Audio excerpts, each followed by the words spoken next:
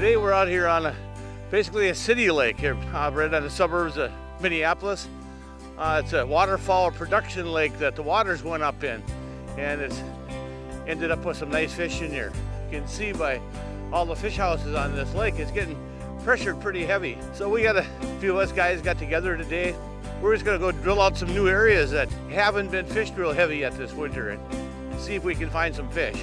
You know, only a few feet of water here, but boy, it came right up there and smacked it.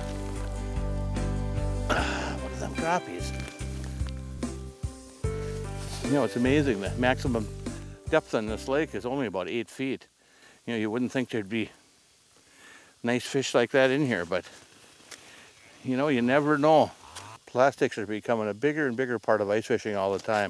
It does a great job of mimicking burrowing insects and fry in the water. Them little tails that come to a point on the end seem to be the best ones that I've found. You know, there's a lot of different ones out there. There's paddle tails and split tails, but any of them that come to a point seem to have the best waving action. You know, like fry swimming in the water, and they seem to do the best. Okay, there I got one coming in. Oh, there I got him. All right, what do I got here? Oh, look at that. There's another dandy crappie. Just jiggling that little bait down there. It's amazing. It's only 4 feet of water underneath the ice. You just wouldn't think them fish would be up here in the middle of the winter, but you can see we're fishing extremely shallow water. But that's where we found them today.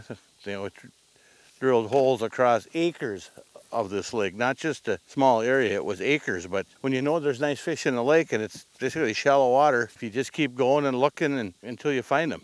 And that's most cases with these fish. It's not that they're hard to catch, it's they're hard to locate. Today we've got beautiful weather out here today. We're just wearing our ice armor bibs. You know, it's like wearing your portable fish house. You know, the ice armor bibs with the padded knees in it so that it's comfortable, you know, kneeling down on the ice. You know, they're waterproof so you don't get wet.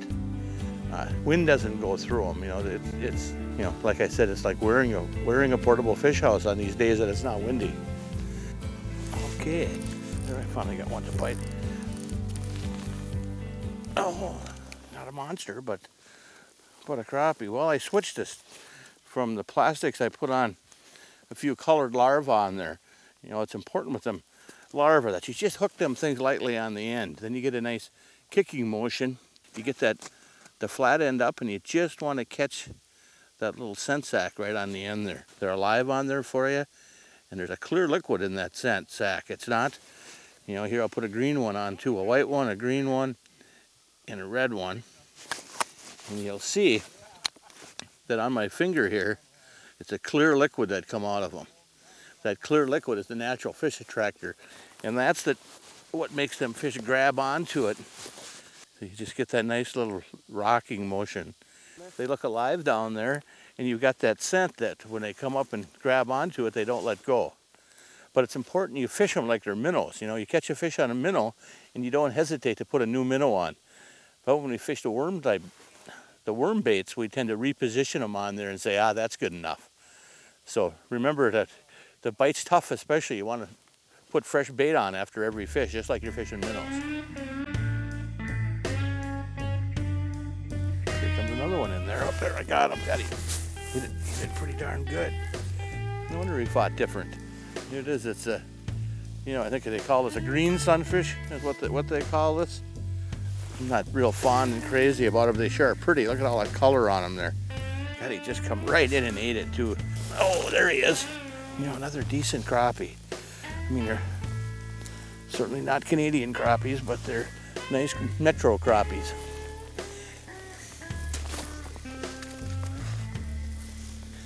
Okay, there's another one. All right, there he comes. There he comes. Oh, there he is. Just pretty consistent in size. One thing I've definitely noticed that if you want to catch crappies during the daytime, is leave your minnow buckets at home. You know, they just don't seem to bite on them minnows during the day. It's that golden hour in the evening when the sun hits the top of the trees. You know, that's when the minnow fishermen start catching crappies. If you want to catch them during the day, you know, you got to jig for them. It's pretty critical to catch crappies during the daytime. You want to fish from the bottom of the ice to the top of the weeds if you're in a weedy lake. you know, but start jigging right up under the ice and then work your way down. Many times them crappies are only down a foot or two under the ice. Daytime crappies use spikes, maggots, or plastic, and you'll catch more crappies than you will on minnows. Oh, there we go. Oh, there's a dandy crappie. Well, there you have it, a midday crappie bite. You know, I'd like to thank the ice team staff that were out here helping me today to find these fish. You know, we probably drilled a couple hundred holes today to find these fish. But we showed you can catch crappies in the middle of the day on plastics and maggots. I'm Dave Genz for Midwest Outdoors, and we'll be right back.